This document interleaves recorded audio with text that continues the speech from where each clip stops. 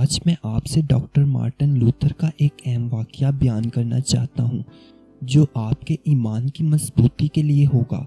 Doctor Martin Luther بتاتے ہیں، ایک رات جب وہ اپنے بیڈ روم میں سو رہے تھے، اچانک سے شیطان ان کے کمرے میں داخل ہوا۔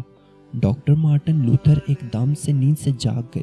ڈاکٹر مارٹن نے دیکھا کہ شیطان کے ہاتھوں میں ایک لمبی فہرست تھی، ان سب گناہوں کی جو انہوں نے اپنی پرانی زندگی میں کیے تھے۔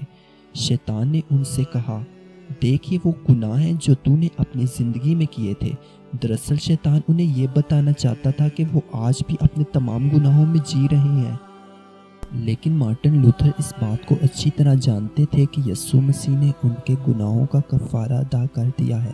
یسوع مسیح کے لہو سے ان کے تمام گناہ مٹائے گئے ہیں۔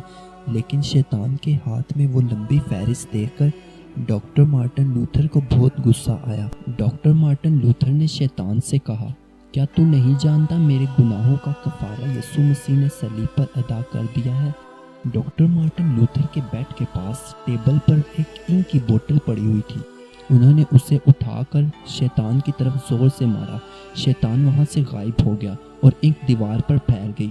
جیسے کہ ہم یوحنا کی انجیل اس کے 4 باب میں یسوع مسیح کی آزمائش کے بارے میں پڑھتے ہیں کہ شیطان نے یسوع مسیح کو آزمایا اور یسوع مسیح نے شیطان پر فتح پائی، اسی طرح مسیح کے لوگ بھی شیطان پر فتح پاتے ہیں۔